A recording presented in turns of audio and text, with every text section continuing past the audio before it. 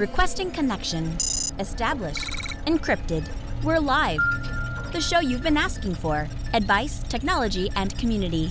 Linux first, all others second. This is Ask Noah.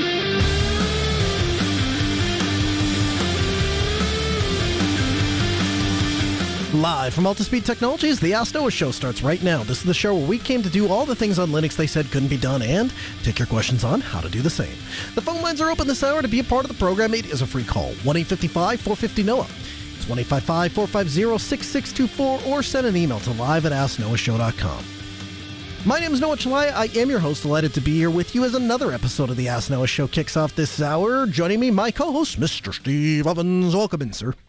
Good evening from an unusually warm, be it read 3 or 4 degrees over freezing South Dakota today. Right now, we are thankful for the cold weather to a degree because if it warms up too fast, all the snow, and I mean we're talking feet of snow, are going to melt all of a sudden, and then we're going to have a flood. So we don't want a flood, so we want it to warm up slowly.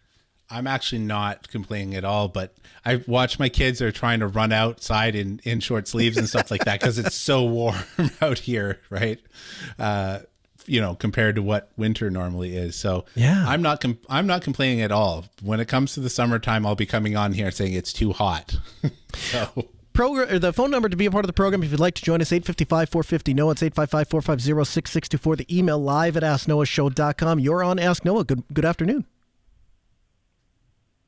Hi, Noah. How's it going? Hi, Steve. Hey there. Hello. We're doing well. Okay. I have a question on a little bit of Linux network security.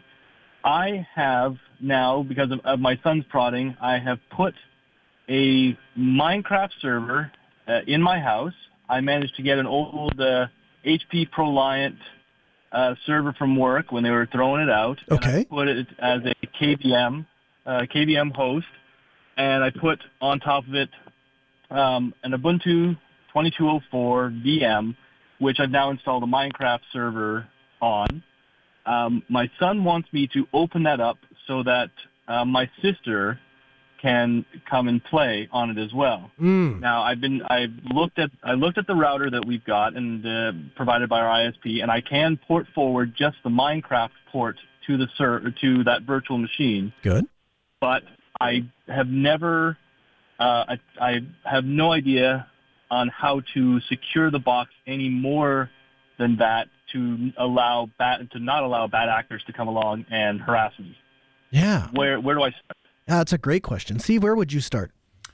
The first thing that I would do is if it was for for example, my kids and Noah's kids are friends, and if they wanted to play together, I would say, hey, Noah, just jump on my Tailscale network, because then I don't have to connect to the internet and they'll be able to find each other, right? Like I don't have to port forward, because like you said, their Minecraft servers on the internet attract bad guys like flies. They're going to pound on, like from experience, I can tell you, they will knock on every door that they think they can get into on there. And I had one experience where this was an old one, but there was a flaw in Java, and lots of people talked about this at the time. Someone got in and installed a crypto miner or whatever. It was a minor thing because I had a VM and didn't give it tons of resources. So it was like, whatever. But, you have to mitigate for flaws in Java and in Minecraft itself. And that can be difficult. Like your thought of, hey, I'm just going to open up one port is a good idea, right? That limits your attack vector quite a bit. But how do you, there's a bunch of things you could do, like fail to ban and SSH guard and stuff like that, where essentially you can try and lock out anybody that isn't your sister or known people. But I probably would try to start with something like Tailscale. And again, we're not a sponsor. We're not even, I don't even know if Noah uses it, but they're free for 20 devices or whatever, and it's essentially, I put it on my wife's phone, and it's literally just like, hey, you click on a link and it pops up an authorization for your account, and you put that in, and then the device is on there kind of transparently. And so I would look at doing that. What would you do, Noah? Who's your ISP, if you don't mind sharing? My ISP, right now I'm up in Canada. My ISP is Bell. Okay. Do you know if they allow multiple IP addresses, public IP addresses, or they give you just one? Right now, as far as I can see, just one. I'm only They're pretty getting one. I haven't stingy. tried to do them. Yeah, they're not the most open. I was surprised that I was actually able to do port forwarding properly. So Steve's answer, essentially what he's telling you is instead of opening the front door and welcoming the world into your Minecraft server, he's suggesting you just give a key to your back door to one of your relatives, which is absolutely a great way to go. And if you look at how any corporation works, that's oftentimes what they'll do. They have two offices. They almost never open stuff up to the internet. They create an encrypted tunnel. They connect the two offices, and Bob's your uncle. You're good to go. So it's absolutely a great way to go. Tailscale will be a great way to go. OpenVPN be a great way to go. Tink could be a great way to go. All of those things will kind of accomplish the same thing. One other idea for consideration. Another way that you could handle it is you could have your incoming traffic come in on your well, I guess I should ask this. What kind of router do you have? Because you said you looked at it and you were surprised to find port forwarding. It's provided by Bell, so it's a semi-powerful one because I have 1.5 gigabit down and 1 gig up, so it's actually a semi-powerful. But beyond that, I don't remember the model off the top of my head. I'm not sitting beside it now. Do you know if it supports a bridge mode at all? You got to be very careful with that because Bell, I know from experience, having worked quite a bit with them, living in Canada 40 years, they will try everything to tell you that it's your fault. And so even if it supports bridge mode, they will very heavily co-opt you into not using that if they can at all get away with it. So I'm going to say this thing. I did look at it originally when I got it because before that I was running my own pfSense box and had my own network before I got their box. I did not see a bridge mode on their router, on their device. Without the ability to swap out the router, your hands are kind of tied and your choices really are limited to either some sort of tunneling device that runs on the inside of the network or the ability to open up to the wide world. Just going off of the pfSense just for a second, so that is just, if nothing else, is a thought experiment or somebody else finds themselves in the same boat. One thing you could do, or one thing somebody could do if you have access to a professional grade router like a pfSense or an OpenSense or something like that, you could create two networks on the inside. One network handles your quote-unquote public servers, and you create firewall rules that say when traffic is coming in from the outside, they can only talk to this little island that sits over here, this little subnet that isn't allowed to pass traffic to the rest of the network. And in doing so, one of the things that you would be able to do is you would allow people, without having to set up a connection on both ends, to enter the Minecraft server, and even if that box got popped, they wouldn't necessarily be able to access anything else on your network. So I throw that out there more as an idea for, hey, here is what the entire landscape might look like. But given your situation, given the fact that you're in another country, and Steve is going to know far more about ISPs in Canada than I would, and given the fact that you're using their router, really your best option is to have some sort of tunnel in between your friend's place and your place. Okay. So I know I've heard a lot of the ads for Tailscale. Would the software for Tailscale be on? Would I put that onto the Minecraft VM itself, or would I put that on a separate box or on the base host as well? On the Minecraft server itself. Okay, I'd put the endpoint there. Okay. Mm-hmm. You can and again, I'm not shilling for it, but you can also say, so for example, I put mine on the pfSense box and then toggle the little thing saying this can be a gateway for the network. And so what that means is that instead of, you have an entryway into your network, and this could be effective for you for a couple of reasons. You could dedicate a VM just to Tailscale, and the advantage here is, of course, like you don't affect this by taking the Minecraft server down or anything like that for updates, and so it's an option to use that as a jumping point, or you could put it directly on the Minecraft server itself, depending on what you wanted to do. Okay, I could see, and that would also, if I did it as an endpoint like that, I could also allow my sister then to have direct access to my Plex server and stuff like that on the inside as well. Mm-hmm. Exactly. That sounds like a much better thing. Okay. Can I have one more question? Sure. So, okay, no, so this is going back a long time ago. I'm remembering correctly. You and your wife used to have an app on your phones that would be able to show each other where you were going, what your destinations were, what your progress was in traveling. Yes. But you dropped that because I believe some security or privacy concerns. Yes. Did you ever find a replacement for it? I did. So the app that you're talking about was Life 360, and what came to my attention later than I care to admit is that the parent company of Life 360 shares data with auto insurance companies, which, I mean, so I'll just park that for a second. The app that replaced it is something called OwnTracks, and OwnTracks is completely self-hosted and allows very much the same idea. So you can set things like, the big thing for us was alerts. So we're both busy people, and so who's picking the kids up from school? I own my own company, so I'm very much capable of saying, hey, somebody else take the service call. I have to go get my kids. But I have to know within like 15 or 20 minutes, like, hey, she's not going to be able to get there. So the big thing for us was being able to have triggered alerts to say she's not within 15 minutes of the school, she's not going to be able to get there, or she's very much on her route and has passed these predetermined landmarks to tell me she's on her way to go pick up the kids. I don't have to, and vice versa. Great. Okay. Perfect. Thank you very much. You bet. Give us a call back anytime. Great show, guys.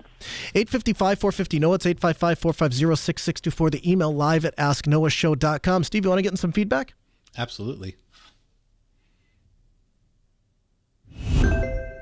Our first email comes in from, scroll back up here, from Baku. Baku writes in and says, hi guys, here's a question. Is it possible to block outgoing network traffic from a smart TV via consumer grade router like a TP-Link Archer series? A friend who recently read some of my silly thing called automatic content recognition asked me this question, and I thought, why not throw this question your way? He has an Archer C7 router and a D-Link DIR 2680. Can smart TVs be firewalled via these consumer-grade routers? What say you, gentlemen? Steve, your thoughts? So I took a poke around. I think that I knew the answer beforehand. So this is a complicated question because we didn't get an answer to, are we blocking all outbound traffic? Are we blocking, like, is the smart TV just accessing stuff on the LAN, or is it trying to go to Netflix? Like, we don't really know. Assuming that it's trying to go to Netflix, the answer is no, you really can't. I poked around at both of these guys, and essentially they can do full device blocking, but you can't block specific domains and things of that nature. And I even poked around on some of the forums, and it just seems like it's not really possible. They're not flexible enough to do that. So the only thing I might add there is, so I think you're talking about stock. You're talking about stock firmware, right? Correct. So I believe DDWRT, the Archer C7 is supported with DDWRT. So you might consider, if you can't do it with the stock firmware, what you might consider doing is looking at maybe some alternative open source firmware that might provide some of those options. The other thing that comes to mind is, like you say, there's not enough information here to really determine this, but if you didn't need, like, I don't use the smart portion of the TVs. I don't like the idea that the ARM processor effectively doubles in processing power every few years, and so I buy this $900,000 device that's essentially becomes out of date in 2 years. I prefer to buy a display device to do one thing, and that is to display a good picture. And then I'll add on whatever I want to add on. And if today that's an NVIDIA Shield, and if tomorrow it's a Vero 4K, and if the day after that it's a Raspberry Pi, whatever. That's the way I prefer to run my TV. So if you, but it is getting harder and harder and harder to purchase a TV, a smart TV, or TV that isn't a smart TV. So if you find yourself in that boat and say, hey, every once in a while I want to, update the firmware, but past that I don't want to do it. One of the things one could do is go in and manually set some of the IP settings so that it doesn't know how to get out of your network. Of course, that's going to break any of the smart functionality if you're using any of it. Our second email comes in from Corey. Corey writes in and says, hi guys, I look forward to your show every week. I honestly think I've listened to every single episode. Whatever happened to the Audacity situation? A while back, I heard bits and pieces of the story, and I'm just now reading Wikipedia's summary, which begins with, in May of 2021, after the project was acquired by Muse Group, I would love to hear your thoughts, and if you continue to use Audacity or something else for editing audio. Corey. So, Steve, what's your takeaway from the Audacity situation? So for the people that don't know, I'll try to summarize this pretty quickly. So Audacity, as you probably ascertained, is an open source audio processing thing. I use it. I'm pretty sure Noah uses it. And essentially what happened was a company came along called Muse Group, and they bought out the Audacity company, for lack of a better way of putting it. And they wanted to go ahead and put telemetry in it with the idea that we need to know how many people are using this and what our user base is. And like, it's all the standard disclaimers for putting in telemetry, right? However, the what was uncovered during this is a bunch of language that came out in the terms of service, including that they would turn over any relevant information to law enforcement and all of that kind of standard disclaimer. And that began to raise people's backs up because, well, what exactly are you getting from this telemetry? Like, what kind of thing would you get that you might actually turn over to law enforcement? So there was kind of a big tempest in a tea kettle sort of thing around that. And then a little while later, they established a CLA, which is a contributor license agreement. And this was kind of a slap in the face because usually people are making a CLA if they want to do something like maintain the ability to change the license of the software, or they want to maintain the actual rights to the commits. So you might sign a CLA so that the company itself will accept your commit, but they get to actually own it. Because the way that open source works is, for example, in the kernel, it'd be basically impossible for them to ever relicense it because it requires either 100% or like 99% of the contributors to actually agree to the license change. So a CLA is normally a precursor to something where they're going to do something that the broader audience might not approve of. And turns out that they began talking about dual licensing the code. That was kind of unhappy times for the open source community. And then there's also some small controversy over the fact that they put in a clause saying that people under 13 years old can't use their software. And that was to me, that was a silly thing. Like, why are you going to put that in here? Like, this is not a mature software. There's nothing about audio editing where it doesn't come with any samples or anything like that. Why are you putting an age limit in there? So, you know, all of these sorts of things ended up culminating in essentially someone forked the project. There's been several forks, but the largest one is one that's called Tenacity. And so there's a pretty popular fork out there called Tenacity that removes all of that stuff and maintains the original GPL2 licensing. I still use Audacity. So far as I understand it, the end result of all of this was the telemetry is off by default and it's optional, so you don't have to turn it on. I'm over 13, so I didn't really care a whole lot about that. And I just really, it comes down to I'm lazy. And so if you're not lazy, you might consider using Tenacity. Probably better to support the community run, the more community oriented projects. But yeah, your question directly, do you still use Audacity? Yes, I do. Still works. It's a lean, mean cutting machine. I like it. Works great. I would not be opposed to any of the forks either. I use both actually. Really? And only went to Tenacity because there was something that Audacity actually like staunchly refused to do. Okay. I can't remember what it was, but my desktop uses Audacity and my laptop that comes with me everywhere uses Tenacity. Interesting. But you don't remember what the thing was, huh? I don't. I was doing something with my Christmas tree audio over the wintertime, and whatever it was, it just didn't work. And like it would crash. It either crashed or something like that. And I was like, okay, well, I'm definitely not going to go to my desktop and then run downstairs to the tree in the back to, so I just installed Tenacity and it worked right away, like no crashes. So I don't know what it was, but. Well, if you find out, bring it back to the show, would you? From the Linux Newswire newsroom, this is the Week in Review with JT. For the week of March 26th, 2023, here's the Linux and open source news. SUSE has appointed a new CEO. Dirk Peter van Leeuwen was at Red Hat for almost 2 decades in sales, marketing, and operations. He most recently served as Senior Vice President and General Manager of North America. Regatta OS 23, codenamed Honeycomb, has been released. Regatta is a Brazilian distro based on OpenSUSE and focuses on desktop and gaming needs. OpenMandriva LX 23.03 has been released with the Linux 6.2 kernel and KDE Plasma 5.27. The lead developer behind Ubuntu Unity has announced another project of his called Blend OS, which aims to replace all Linux distributions. Blend OS is an Arch-based immutable distro which supports multiple package managers. And the Gentoo-based Porteous Kiosk has released version 5.5.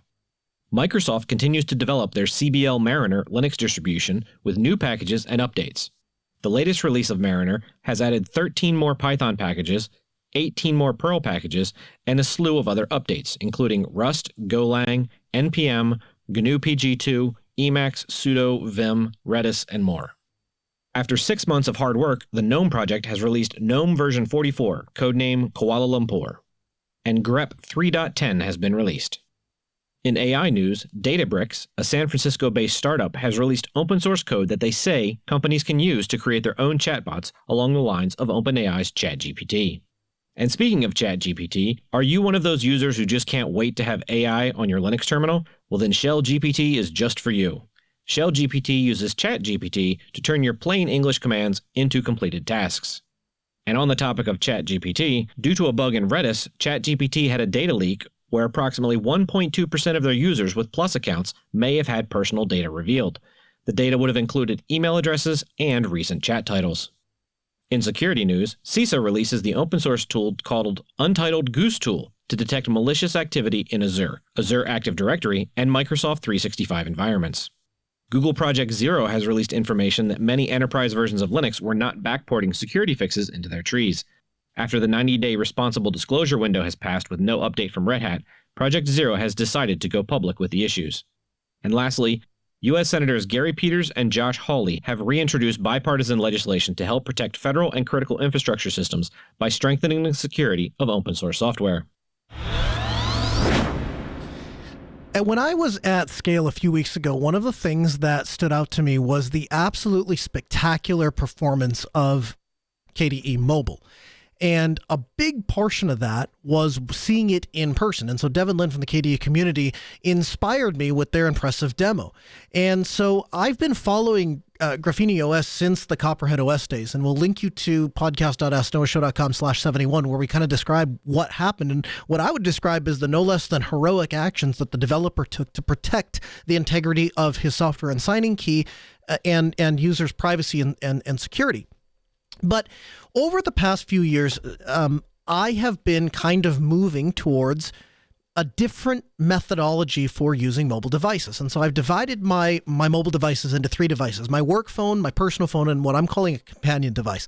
Now, the work phone is essentially what you might expect from your employer, what you are expected to have in the day-to-day environment. We live in a world where your boss will tell you, be on this mobile platform, download this app, so on and so forth. There is a line to which I'm willing to capitulate to that because I acknowledge that I live in a world and we have things that we're going to do. But I stop short of just telling employers or banks or anybody else, yeah, download whatever software you want onto my device, become an administrator of my device and take over it. It's there for your convenience. And so what I've done is I've moved myself first off of mobile entirely. I ported all of my phone numbers over to jmp.chat. These guys are absolutely fantastic when it comes to VoIP service. They expose all of their calls available via Jabber, so you can get the calls via XMPP, or you can take them via SIP, and then they expose all of the messaging either via SnickerNet, via XMPP, or via Matrix. And so I have been playing with that for about the last year now, and I think I have it dialed into where I'm really happy with it. So for about the last 6 months or so, I've lived entirely off my laptop. I stopped carrying my phone with me, and I just used my laptop and signed into the requisite accounts because at that point, all I was needing was an IP address to be able to get all of my communication out. When I saw what KDE Plasma Mobile is capable of and the incredible progress they've made over the last year, it inspired me to try to take a run at moving myself now from a laptop back onto mobile devices, but a mobile device that I control. So there's a couple of limitations I've imposed on myself. So data only from the carrier. So I'm going to get a SIM card, I'm going to put it in, but I'm not going to do any of my communication through the carrier's network. Data only. No phone calls, no SMS. All of that is going to be delivered through SIP, through XMPP, or through Matrix. The second thing is I want it workable on a mobile device or a laptop. I don't want to have to be married to a mobile device. So any service, application, thing, requirement that says it has to be mobile, I outright reject and just won't use that thing.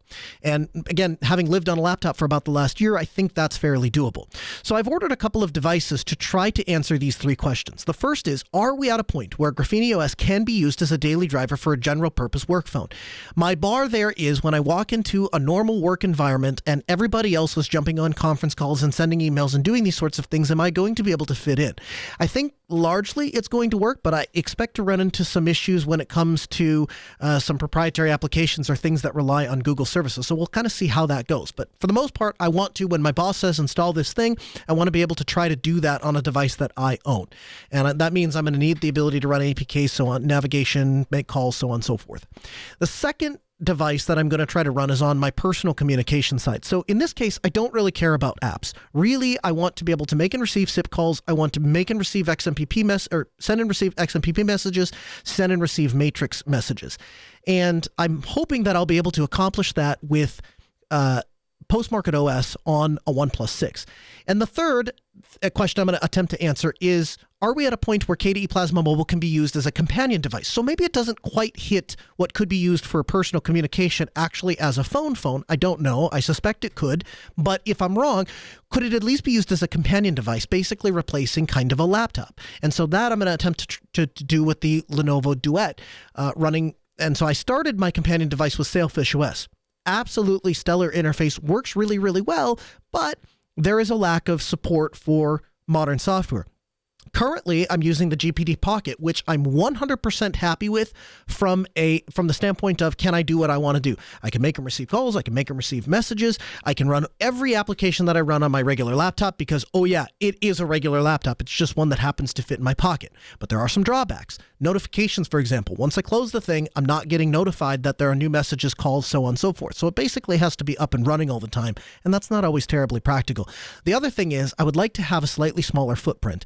As I tell people that my GPD Pocket is the laptop when it's socially unacceptable to have a laptop involved. And that's true, and it works for me 99.9% of the time.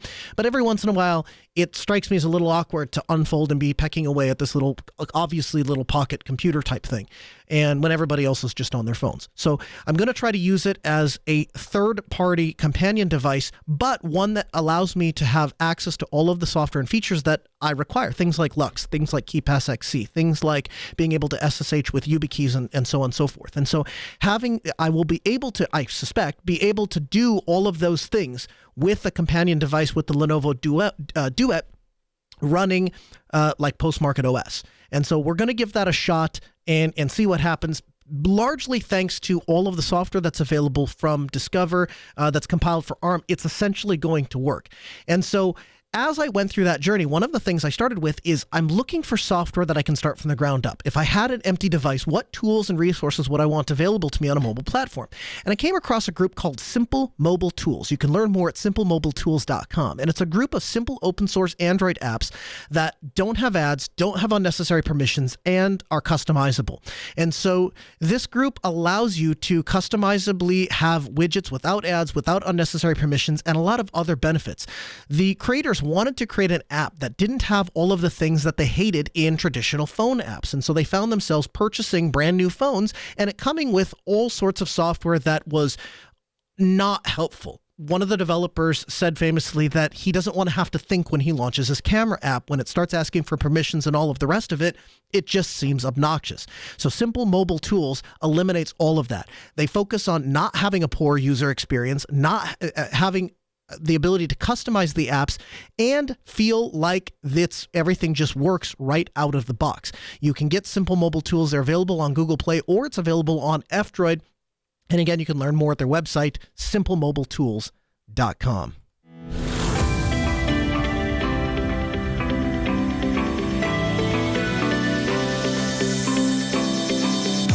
Since our time with Endless OS, both Steve and I have become kind of enamored with immutable operating systems. And as part of that, you have reached out to us and said you have an interest in immutable operating systems as well. And so we thought we'd take a little bit of time to talk about why somebody might want to look more seriously at using an immutable operating system day to day. So I'll start with, like, if you're looking for context, the basic way that I can think of to describe an immutable operating system that would be easy to digest for most people is the idea of an appliance. So when you have, like the Steam Deck, for example, you can just go into the user configuration, click reset, and somehow it turns back to the way that you pulled it out of the box. There's one minor exception to that, but that's neither here nor there. So that is the basic premise of what an immutable operating system does, or how you might perceive it. But Steve, could you talk a little bit about what an immutable operating system is by definition and how it works technologically? Sure. I mean, there's a couple of different ways that immutable operating systems work. The one that I'm most familiar with is based on OS tree. As far as I understand, your Steam Deck observation is not based on OS tree, and we'll get into that just briefly in a bit. But an immutable operating system is essentially an OS that's in read-only mode. What is important about immutable operating systems is that they're deployed what's called atomically. And so this means that instead of like updating package by package, like if you run apt update and you watch 500 packages go one by one, that is not how it happens. An atomic update means that the OS image is replaced. So all of the packages or all of the binaries on the system are replaced at once during one operation. So you're going to get either a fully complete or a fully failed update. And this is good because oftentimes immutable operating systems will keep different copies of the OS because it's deployed almost like a firmware version. And so if an operation fails, what will happen is it will reboot itself and just go back to the section of the hard drive that contained a good known working copy. So that's basically how and like what an immutable operating system is. To your point about SteamOS. Mm-hmm. So SteamOS is an Arch-based distribution that, as far as I know, is not based on OS tree because they give you the ability to go enter dev mode and turn off the read-only like the read-only section, which is not how OS tree works. So OS tree is used in things like Endless. It's also in Flatpaks. It's in Fedora. It's in CoreOS, and several others. I was trying to figure out what Ubuntu Core is made of. I couldn't easily determine how they're doing their immutability, but so OS tree, what it does is it works very similar to Git. They kind of claim that they're Git for operating systems, and so that what that means is they have branches and then a commit version, and you can check out a specific commit version of your operating system, and it'll just go pull that exact snapshot down and blast it onto your hard drive. How is it typically achieved when you're looking at doing that and trying to make one thing that you can't write to and one thing that you can write to? How do we do that? So ultimately, we use a technology that allows you to have layered file systems. So this is one of the ways that containers actually work. So container has some sort of layered file system where it tracks all of the different changes that happen in a container in various layers. So when you do like a Podman pull or a Docker pull on something, you'll see a bunch of layers that are being pulled down, and all of those are individual changes to the container.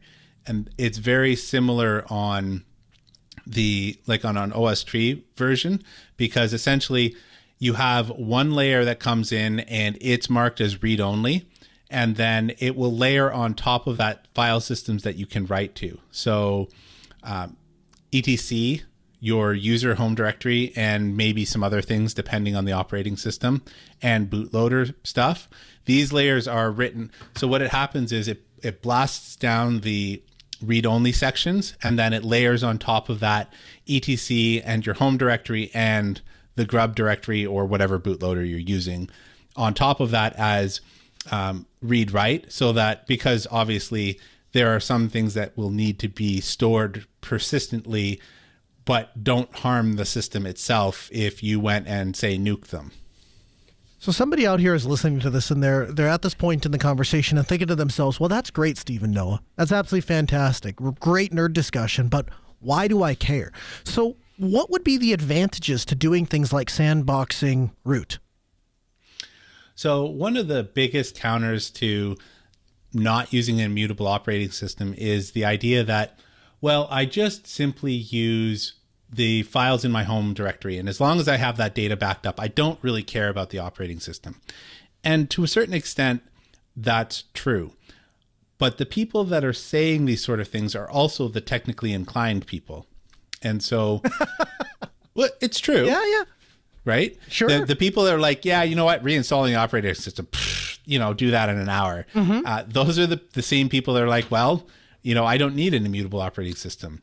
And then a company that like Valve is like, well, yes, but I'm deploying this to I don't know how many hundreds of thousands of people that may or may not know how to reinstall an operating system. Maybe I don't want them to break the fundamental thing and bear that support call. So one of the things I like about Endless is that it is read-only, and I can ship this off, and I can give it to my kid, say, have at it. And I don't need to worry about them breaking it. And as much as my wife is leaning towards the technical side of things just break for her. And it's really hard for an immutable operating system to just break, because essentially it boots the same read-only image as the last 17,000 times it booted until you run an update. So there are absolutely reasons why you might care about deploying a read-only that is outside of, caring for the data that's on the system itself. So somebody's listening to that and they're saying to themselves, so great, it's only for new users. I'm not a new user. I'm a power user. Where would the advantage for somebody who really understands the system, and you're one of those people that, you have referenced numerous times that even though you're a container guy, you build all your containers from hand because you want to understand down to the basic level how something is doing something.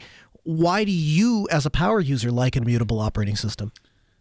I like the idea that, let me back up and say, one of the things I said in the introduction is that the update doesn't come down one at a time. And if you've been using any operating system, I don't care which one of them, an update somewhere along the line will have messed up. And then trying to unravel that, whether that's Windows, whether that's Linux, I don't know how macOS does their stuff, whatever. They live in an island for all I care. But at some point, you've lived through deb dependency hell or RPM hell, or, Windows EXE goes sideways on you or something like that. And that becomes very difficult because you get in a weird update situation that you have to go and repair. That goes away for an immutable operating system. And you can just simply say, you know what, it messed up, reboot the box, and I'm done. I don't have time to sort this around. If you're a friend of the show, Chris Fisher, and you're updating your machine right before you go live, maybe an immutable operating system's for you, because then you can just reboot and get right back on the air. So there is definite advantages to having atomic updates, not to mention the fact that, how do I put this?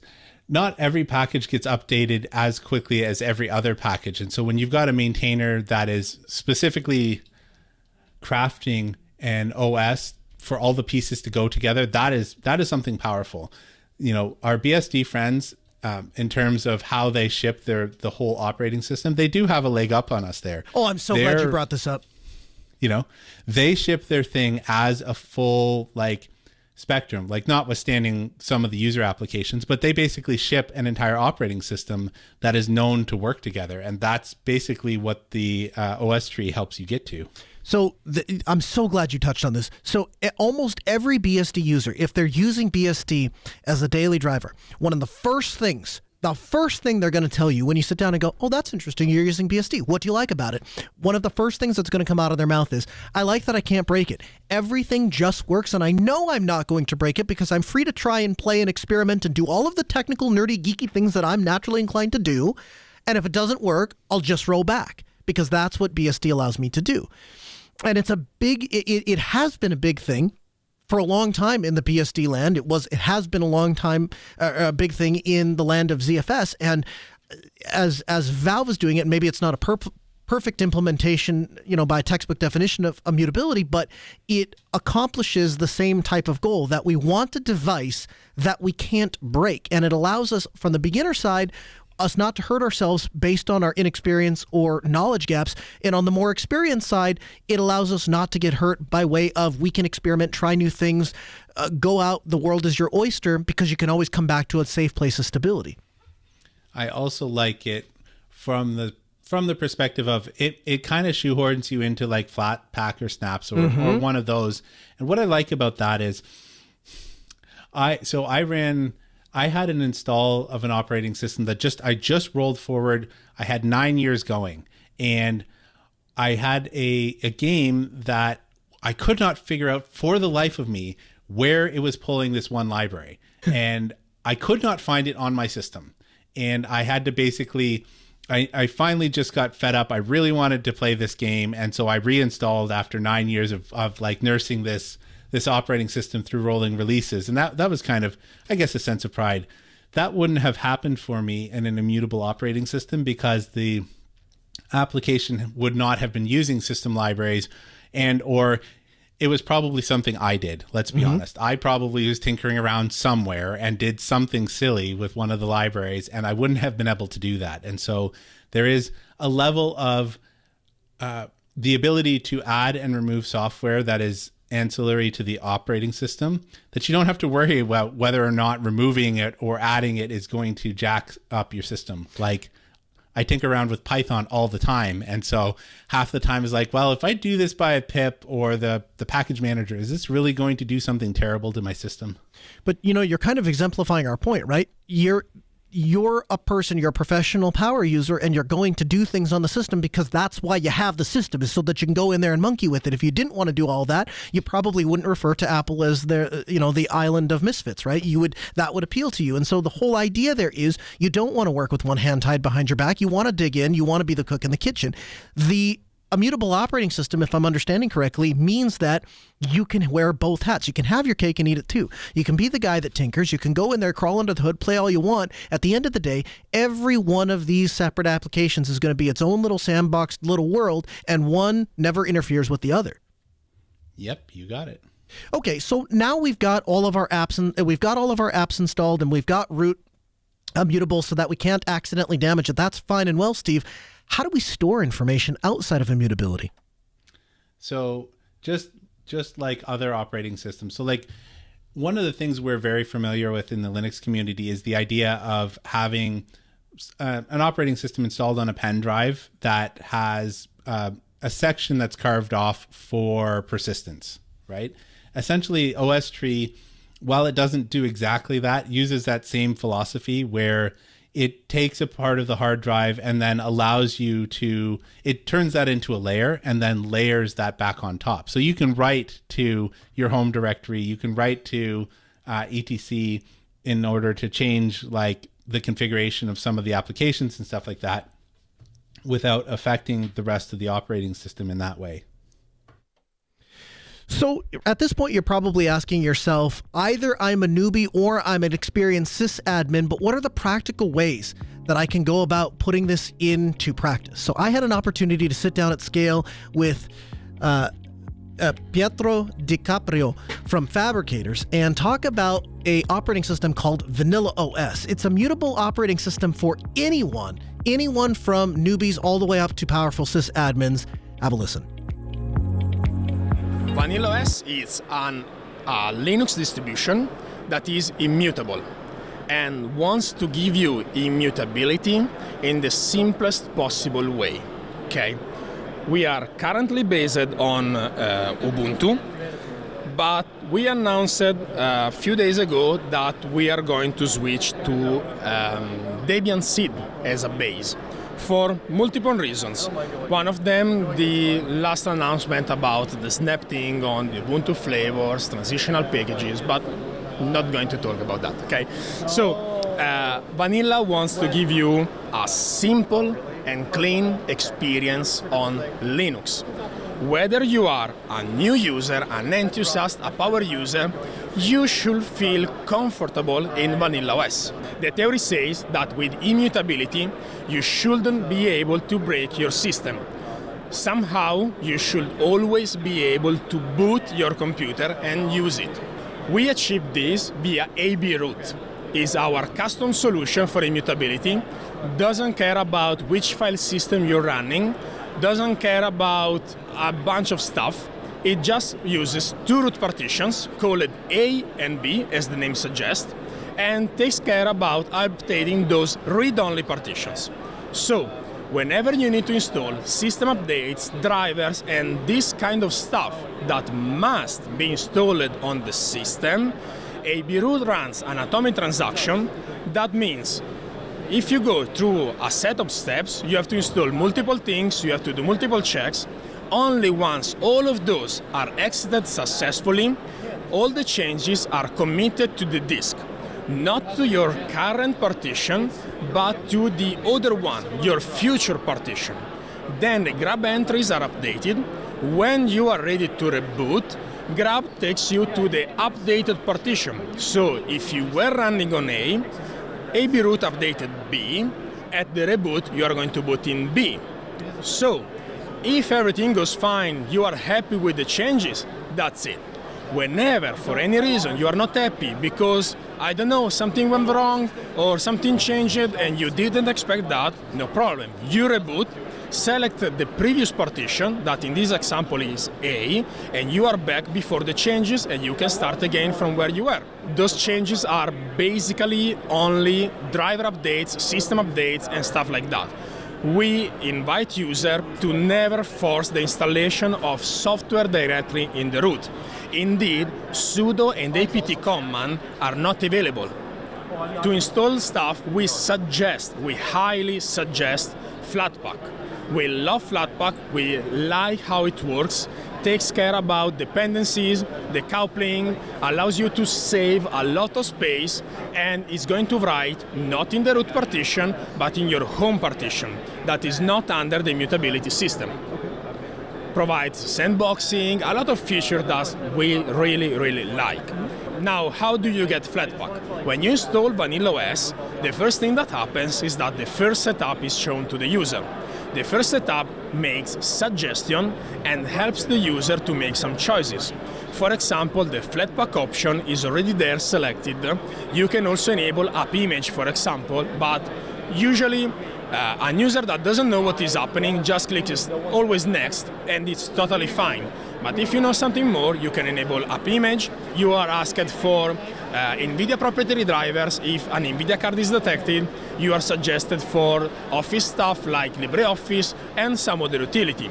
Once you've done with those selections, the first setup takes care of installing all the dependencies for you. So you can simply sit down, take a coffee. When it's done, the system reboots and you are ready to go. As previously said, sudo and apt are not available. What you have is Apex. The syntax is APX, and then you follow what you always did with apt basically. So it's going to be APX install package. This is going to be installed in a subsystem provided by DistroBox, and you are going to have this package installed in a container, and at the end of the installation, you are prompted for desktop entry. Do you want it? You press yes, and a desktop entry is created for you, so you can easily go in the GNOME activity and select the app and run it without any problem. So, about other distributions, well, Apex helps you also with that. For example, if you want to install anything from DNF, that's not a problem at all. It's as easy as APX install package --DNF, and you are going to get the package from DNF installed in a Fedora container managed by DistroBox. And again, you are asked for the desktop entry, so if you want it, you can have it. This means that in GNOME activity, you can have multiple options for the same app, for example. You can install multiple apps, the same app from multiple repositories, and still get all of them in the same operating system, thanks to this subsystem thing that we created with DistroBox. The newbie that is new to Linux and knows nothing can simply install Vanilla, click always next in the initial wizard, and he's ready to go, because GNOME software is there to provide you all the Flatpaks thanks to FlatHub. You search anything, Discord, Mozilla, Spotify, whatever is available as a Flatpak, and many apps are available. You find it, click install, and you, newbie, don't even know what's going on. You just know that you click and install like on your smartphone, and the application is there for you. And since it's installed in the home directory, the immutability thing doesn't take place. You don't even know what is going on.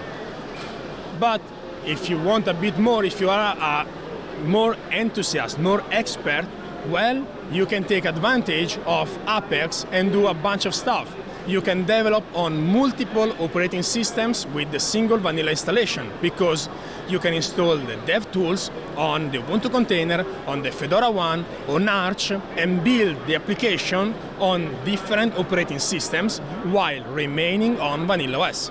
So the idea is vanilla should provide the best user experience possible, taking all the good stuff from all those distributions and trying to avoid all the bad stuff of all those distributions. So we work really a lot on the user experience. This is what matters most for us.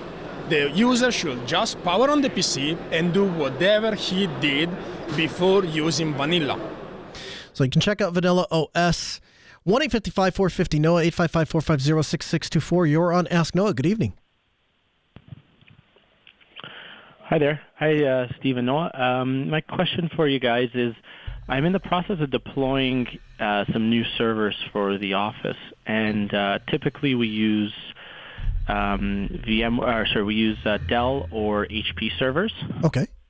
And I've been looking at Supermicros, and it seems like they could be a little bit more cost-effective. Yeah. And I'm wondering if you guys have any experience with Supermicros, if you guys recommend them.